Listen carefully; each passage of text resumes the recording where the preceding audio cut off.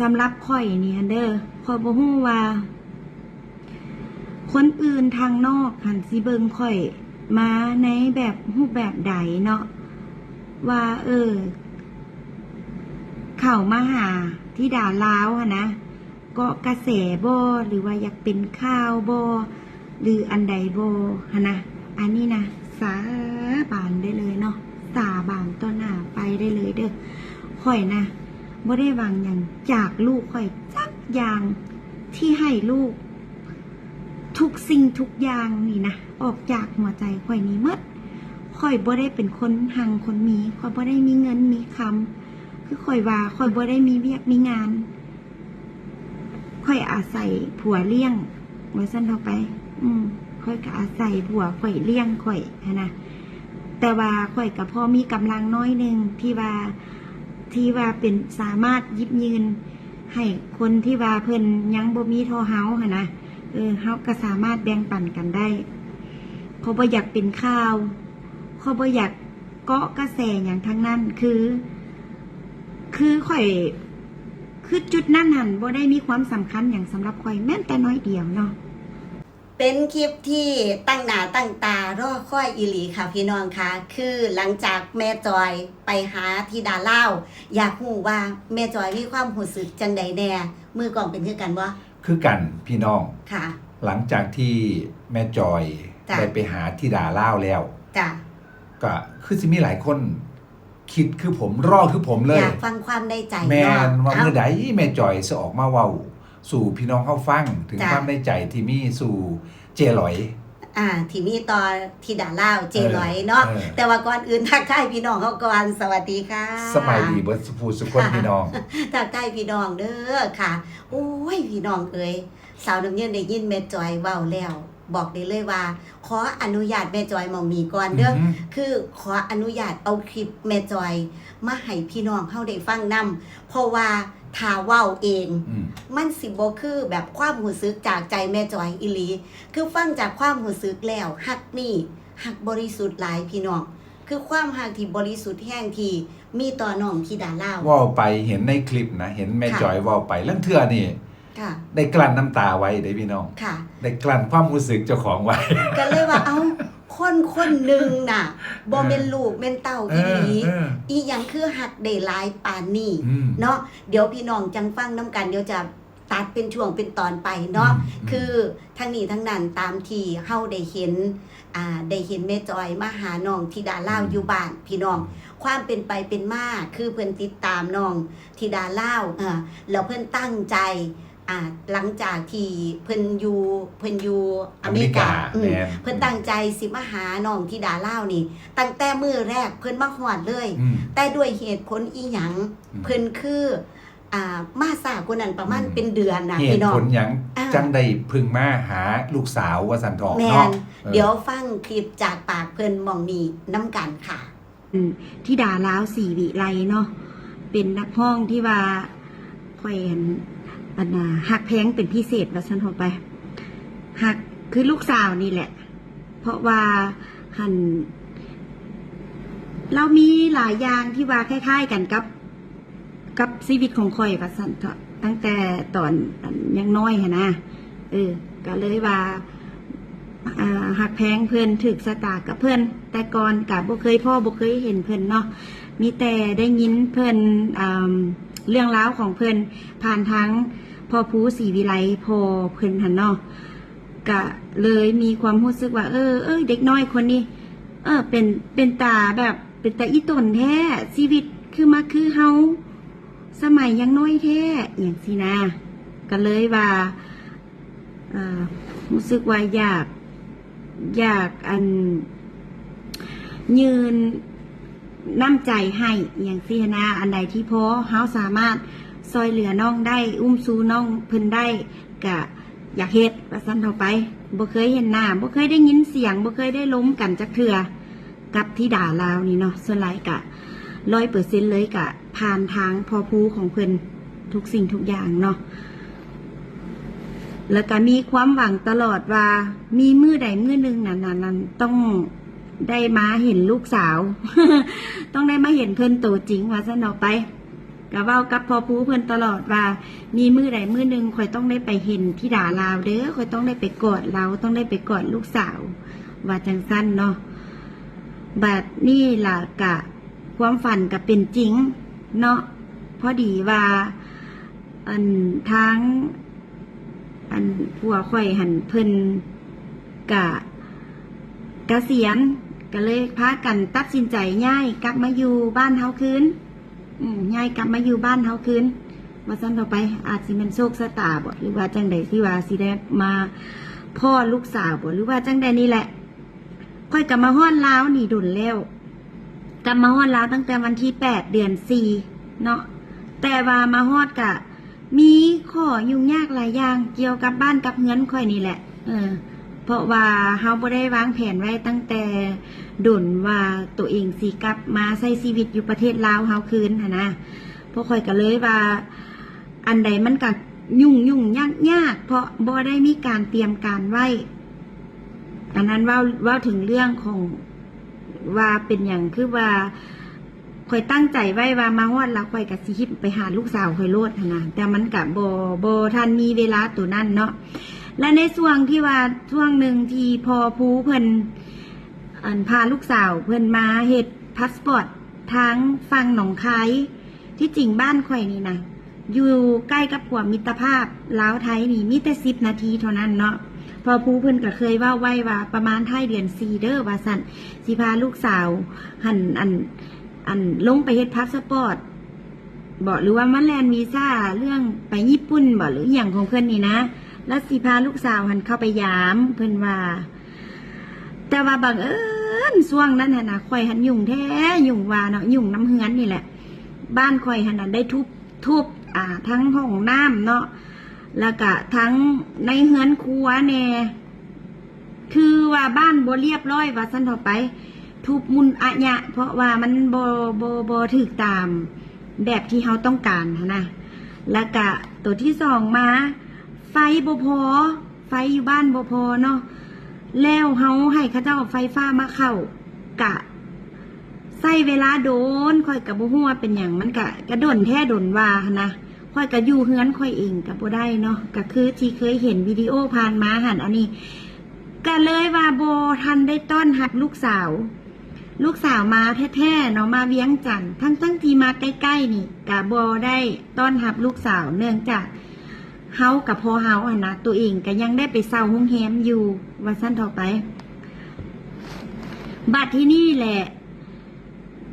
หากะกลับมาอยู่เฮือนได้ประมาณ3 มื้อ 4 มื้อบ่หรือว่าเกือบชิดนี่แหละเพิ่นละมาใส่ไฟเนาะไฟฟ้าเข้าเฮือนได้สินะแล้วก็ทุกสิ่งทุกอย่างก็ถือว่าพอเฮาต้องใช้ไฟฟ้าเดี๋ยวเวลาเฮาเฮ็ดเฮือนครัวเขาเจ้าเจาะผนังอหย่างต้องได้ใส่สว่านอย่างหั่นน่ะเบิดแล้วว่าทุกสิ่งทุกอย่างเรียบร้อยพอดีบังเอิญคือพ่อผู้เพิ่นกับเบิ่งข่าวพ่อผู้ว่าพ่อผู้หั่นน่ะไปเที่ยวญี่ปุ่นแต่ว่าอีหล่าหั่นไปบ่สามารถวีซ่าผ่านบ่ได้หั่นนะเฮากับพอดีบังเอิญว่าเป็นช่วงเวลาที่เฮามันเป็นช่วงเวลาที่เหมาะสมเฮากะเรียบร้อยทางพี่แล้วว่าซั่นเถาะมีเวลา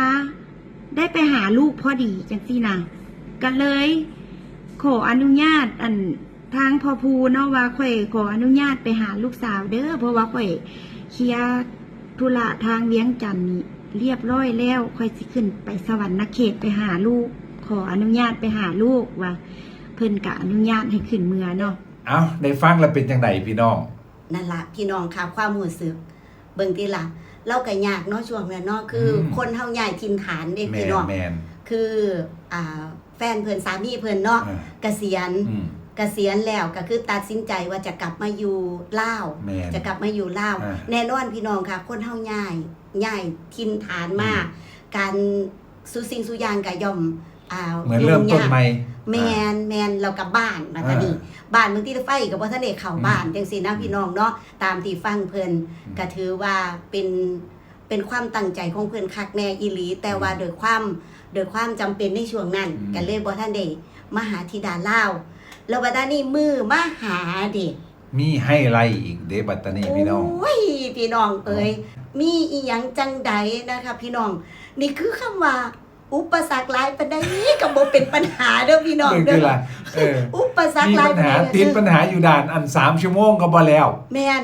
จังใดอีหยังนั่นเนาะติดปัญหาอีหยังจังใด3ชั่วโมงคือที่เฮาเว้านี่พี่น้องฟังอีกเถอะ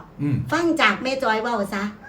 ขออนุญาตเด้อพี่น้องคลิปนี้สิยาวแน่เพราะว่าต้องเอาคลิปแม่จอยมาแทรกไปในช่วงที่เฮาเว้านำเพราะว่าสาวน้ำยืนอยากให้พี่น้องได้เห็นได้ฟังความรู้สึกของแม่จอยจากปากแม่จอยเองนะคะขออนุญาตแม่จอยนำนะคะขออนุญาตผ่านออนไลน์นี่ละเนาะตั้งใจว่าไปทางมุกดาหารคอยตั้งใจไปทางผ่านทางประเทศไทยเพราะว่าเบิ่งได้แผนทีแล้วหันเขาเจ้าว่า2 ชั่วโมงมันใช้เวลา2 ชั่วโมงหน่อยก่อนที่ว่าเฮาไปทางทานาแรงหรือว่าไปทางจากเวียงจันทน์ไปหะนะแต่ว่าค่อยก็เฝ้าออกไปตั้งแต่6:30ตอนเช้าเพราะค่อยอยากไปฮอดลูกไว้บ่อยากฮอดค่ำอยากไปหาลูกไวๆว่าซั่นต่อไปบัดไปฮอดแล้วค่อยไปมีปัญหาเรื่องเอกสารหลายแนวเขาบ่เคยอันนั้นเดินทางข้ามประเทศไทยจักเทื่อนะทางขั่วนะก็บ่เคยไปเนาะแล้วบัดนี้ก็มีปัญหาอยู่หั่นหลายแนวหั่นแหละค่อยเสียเวลาอยู่หั่น3 ชั่วโมงเต็มๆเนาะข้ามไปบ่ได้เนาะก็เลยต้องได้อันนั้นโค้งรถกลับออกมาอีกกลับไปทางทานาแรงกลับไปทางทานาแรงหนทางก็ล่มลุกคุกคามหลายเติบเนาะฝนก็ตกจักเอียงเป็นเอียงนะค่อยกับสู้เต็มที่นะค่อยก็อยากไปหาลูกสาวค่อยเนาะตั้งใจว่าจังได๋ก็ต้องได้ไปหาลาวนะอยากเห็นลูกแฮงว่าซั่นเฮาไปบัดทีนี้ล่ะก็ โทรไปหาลูกสาวบอกเพิ่นว่าโอ้ยแม่บ่ทันฮอดดอกลูกมื้อนี้ว่ะสิเซอร์ไพรส์เพิ่นโดยบ่เป็นหยังแม่ว่าซั่นได้ยินเสียงลูกเสียงอันนั้น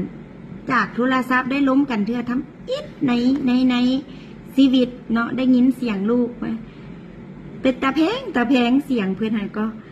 ฮัลโหลว่าซั่นเสียงน้อยๆนะว่าอันอีลาแม่บ่ได้ไปฮอดซ้ำล่ะลูกเอ้ยมื้อนี้น่ะค่ำแล้วแม่หันย่านแม่บ่เห็นหุงเข้าทางบ้านลูกบ่เป็นหยังจ้าว่าซั่นอันเสียงเป็นตาฮักเอาแท้ว่าพี่น้องมันแล้วก็ค่อยก็ด้านล้นไปจนว่าไปหาลูกจนได้เนาะไปเห็นเพิ่นเห็นลูกแลนออกมาเนาะตัวน้อยๆนึงน้อยก่อนที่ข่อยคิดไว้ตะกี้ข่อยคิดว่าลูกข่อยก็สิโตใหญ่เติบว่าซั่นเถาะเพราะว่าข่อยสั่งเครื่องมาแต่อเมริกาข่อยก็สั่งเครื่องนุ่งเล่นแบบเป็นเสื้อเป็นกระโปรงเป็นเอียงที่ข่อยคิดว่าคือข่อยหักเด็กน้อยผู้หญิงซื้อโบมัดผมซื้อเป็นหยังข่อยก็ซื้อตามขนาดที่ข่อยคิดว่าลูกหน้าสิซ้ำนี่บัดใดแท้แหละลูกโตน้อยแท้น้อยว่าข่อยมากอดแล้วอุ้มก็ขึ้นเบาๆเป็นตาแพงเอาแท้เอาว่าอันเพิ่นมัดผมอันนั้นส่งจุ๊บเพิ่นค่อยแพงเอาแท้ว่ามาเห็นหันแห้งเป็นตาหักมาเพิ่นกะมานั่งเนาะพ่อตู้แม่ตู้เพิ่นกะมาแล้วก็มีน้องชายเพิ่นน้องชายจักคนเฮือนี่2ว่ะน้องชาย2คนเนาะตัวน้อยๆน้องเพิ่นนะแล้วก็มีน้องสาวอีกผู้นึงมาค่อยกะเอาขนมซื้อขนมหลายเพราะว่าเห็นในคลิปแต่ละเทือเห็นลูกมักกินขนมแน่แล้วก็เห็นลูกมักเวลาเพิ่นได้ขนมก้นบาทจากครูบาบ่หรือว่าหลวงพ่อเหี่ยงเอาให้เวลาเพิ่นไปห้องเพลงเหี่ยงเพิ่นเอาไปต้อนหมู่ต้อนครูแถวนั้นค่อยกะเห็นลูกมักเฮ็ดแบบนั้นเนาะ ก็เลยว่าซื้อไปหลายเติบเพื่อที่ว่าเพิ่นสิเอาไปแจกหมู่แจกครูเพิ่นแน่ว่าซั่นเถาะบัดนี้มาเว้าถึงธิดาลาวเนาะธิดาลาวนะค่อยบ่ตะกี้เคยฟังแต่พอผู้เพิ่นเว้าเนาะเว้าถึงธิดาลาวหั่นนะเฮากับฟังผ่านไปเนาะก็รู้สึกว่าฮักในความเป็นเด็กน้อยเป็นเด็กน้อยคำฮู้ของเราจากความเว้าของพอภูเนาะเพราะว่าเฮายังบ่เคยเห็นลูกค่ะนะแต่ว่าบ้านไม่เห็นลูกโตจริงนะอุทิพอภูเว้านี่ยังบ่ทอความที่ว่าความฮู้จักความของเราหั่นนะที่พอภูเว้าหั่นนะสำหรับข่อยเนาะมาพ่อลูกนะพอพูว่ามาบ่ได้ครึ่งหนึ่งของครึ่งหนึ่งของความเป็นตาหักของความหู้ความของความแบบเป็นเด็กน้อยแบบหู้จักความเอาแท้เอาว่าเราแบบกตัญญูนะแบบคือเห็นอกเห็นใจผู้อื่นเราหักน้องเราหักอันปูหักพ่อตู้แม่ตู้ซะค่อยว่าภาษาลาวเนาะฮักพ่อตู้แม่ตู้ฮักแม่เราสินะอันก็สิฮู้ว่าฮักค่ะนะค่อยเบิ่งเนาะตามเราเนาะอันค่อยซื้อข้าวจีบ่ข้าวจีปะเต้บ่อีหยังไปให้เนาะไปหั่นนะอีล่าเอาลูกอันนี้ให้น้องหั่นนะเราหั่นนะที่ให้น้องเราหั่นนะมาหับเอาก่อนแล้วลูกหั่นนะมานั่งเบิ่งหน้าค่อยอันธิดาลาวหั่นนะมานั่งก่อนแล้วเราก็มานั่งเบิ่งหน้าค่อยนั่งเบิ่งคือแบบและสายตาเราเป็นตาแพงเอาเท่เอาว่าแหละอันนั้นค่อยก็แบบค่อยอยากมอบของขวัญที่ว่าแทนใจค่อยนะให้ลูกค่อยนะค่อยตั้งใจเอาแท้เอาว่าเนาะแบบมันอาจสิบ่มีราคางวดเอียงหลายแบบว่ากระดอกกระเดี้ยอย่างเชี่ยนะแต่ว่ามันเป็นความตั้งใจของข่อยที่ว่าอันให้ลูกโดยเฉพาะอันนะตัวอันนะสร้อยคอเราเนาะข่อยก็บอกลูกว่าเอาไว้เป็นแทนใจแม่เด้อละพระนี่ให้เพิ่นคุ้มครองลูกก็บอกเพิ่นไปจังสั้นเนาะแล้วก็อันน่ะมอบอันนั้นเงินให้เพิ่นเล็กน้อยเนาะบ่ได้หลายเด้อบ่ได้เป็นเงินจำนวนหลายอย่างคือในข่าวที่ว่าเพิ่นเว้าไปเนาะเพราะว่าหันก็ได้บอกลูกบอกลูกอยู่ว่าโอ้ยลูกอันนั้นแม่จ่อยนี่หันอันบ่ได้เฮ็ดเวียกเฮ็ดงานอย่างลูกเอ้ยแต่ก่อนหันแม่หันเฮ็ดเวียกไปอยู่เมกาแม่ก็ทุกเนาะก็ทุกอีหลีเนาะแต่อยู่ลาวก็ทุกก็ย้อนว่าชีวิตเจ้าของหันอยากคือธิดาลาวนี่ฮะนะก็เลยว่าจังหักจังแพงเด็กน้อยคนนี้หลายเพราะว่าอันผ่านความทุกข์ความยากมาคือกันก็บอกลูกว่าแม่น่ะบ่ได้เฮ็ดเวียกเฮ็ดงานเลยลูกเอ้ยพ่อเจ้าหันหาเงินผู้เดียวอันทุกสิ่งทุกอย่างที่แม่ให้เจ้านี่มันพ่อเจ้านี่แหละเพิ่นเป็นผู้ที่ว่าซัพพอร์ตทั้งหมดเลยก็บอกลูกจังซี่เนาะนี่ล่ะสาวน้ำยืนเขาจึงเรียกว่ารักแท้ไม่แพ้อุปสรรคเอาจนได้มาจนได้ว่าซั่นเนาะติดอยู่ด่าน3ชั่วโมงเรื่องเกี่ยวกับเอกสารวนรถกลับไปทางลาวคือเก่าแล้วก็เลยโทรหาลูกสาวซะว่าแบบมันก็ใส่เวลาเนาะก็เลยโทรหาทั้งตั้งใจเสิร์ฟให้โทรไปบอกลูกสาวว่าแม่คือสิบ่ฮอดมื้อนี้ดอกน่าสิเป็นมื้ออื่นลูกสาวว่าบ่เป็นหยังแม่จอยบอกแป๊บในหัวใจเลยทั้งที่โหดล่ะว่าจะไปเซอร์ไพรส์พี่น้องค่ะแล้วพอไปฮอดน่ะโอ้ยพี่น้องเอ้ยได้พ่อกันอีหยังก็ผิดขาดคือว่าเนาะอีหยังก็ผิดขาดไปเบิดเลยโอ้ยสื่อชุดมากแกชุดอันใหญ่กว่าคนคือแม่จอยคิดว่าที่ดาเล่าเนี่ยจะเป็นสาวซ้ำน้อยตัวใหญ่เป็นสาวซ้ำน้อยแต่ว่าบ่แม่นพอมาฮอดแล้วมันเป็นเด็กน้อยเพราะว่าบ่แล้วนอกจากคือเบิ่งผ่านจอนี่เนาะผ่านจอนี่เขาจะตัวใหญ่กว่าปกติอยู่แล้วแม่นว่าแสดงว่าตอนนี้สาวยืนกับเจ๊จอยนึงก กระจอยๆนึงเนี่ย อันที่แม่จอยซื้อมาน่ะ คือ ใหญ่ก เข็ ว่าม คน ขัดสั้นหมดเลยแม่จอยคาดไม่ถึง ขาด เข็ม บ่ ขั ถึ ด ง เลยสั้น ชุดกะใหญ่กว่าคนว่าซั่นเนาะคนละตัวน้อยๆเพิ่นว่าตามที่เฮาได้ยินในคลิปนั่นล่ะพี่น้ ปั อ ต ง ตานีเฮ็ดจังไดสาวน้ำยืน อุ้ยก็ดีอกดีใจได้พอกันกะมีแบบความรู้สึกเพิ่นก็อยากรับขวัญลูกนั่นล่ะเพิ่นก็สื่อท่องสื่อคำให้กันบ่ว่าจะเป็นขนมนมเนยว่าซั่นเถาะเนาะสิ่งของที่เพิ่นซื้อมาฝากมาตอนเพิ่นเห็นในคลิปว่าธิดาเล่ามีน้องมีหยังจังซี่ซื้อมาก็หลายเติมนั่นล่ะพี่น้องแล้วก็เงินจำนวนหนึงรวมไปถึงสร้อยพร้อมจีพระนะคะซึ่งก็เป็นสร้อยข้อทองคำถึงแม้ว่าแม่จอยบอกว่ามันบ่ได้หลายอีหยังแต่มันหลายด้วยมูลค่าทางจิตใจเด้อค่ะแม่จอยเด้อคือข่าวอาจจะออกไปแม่จอยอาจสิบ่สบายใจว่าเจ้าของบ่ได้ให้หลายมากมายปานนั้นจังซี่โอ้ยแม่จอยเอ้ยอันมูลค่าทางจิตใจเนี่ย เอาแต่ความหักความแพงที่แม่จอย แม่น มาให้ธิดาเล่าเนี่ยก็ถือว่า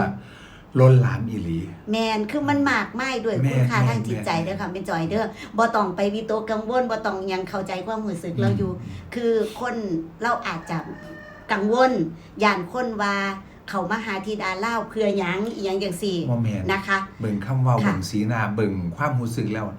มันเป็นความหักล้วนๆเลยพี่น้อง ค่ะฮักจังใดอีหยังจังใดนั่นพี่น้องคะถ้าเฮ็ดไปคลิปนี้สิยาวโพด แม่น ขออนุญาตตัดคลิปนี้เป็น EP นึง แม่น แล้วพี่น้องตามไปฟังต่อความรู้สึกจากใจที่แบบแม่จอยวิตกกังวลหยังแม่จอยรู้สึกอีหยังแน่หลังจากที่มาพอกันกับน้องธิดาเล่านะคะพี่น้องยังบ่ทันเบิดแค่นี้เอาเป็นว่าคลิปนี้เนี่ยคือเฮาได้เห็นความพยายามของแม่จอยที่จะมาหาน้องธิดาเล่าแล้วก็เห็นสิ่งที่เพิ่นให้แทนใจว่าซั่นเถาะคือออกมาจากใจเพิ่นแต่บ่ทันเบิดแค่นี้พี่น้องยังมีความประทับใจอื่นๆ อีกเกี่ยวกับธิดาเล่าเกี่ยวกับความหักที่แม่จอยมีให้น้องธิดาเล่าเดี๋ยวติดตาม EP 2 นะคะขอบคุณพี่น้องค่ะที่ติดตามอยู่ดีมีแห้งหักแพงแบ่งปันค่ะ สวัสดีค่ะ สบายดีครับ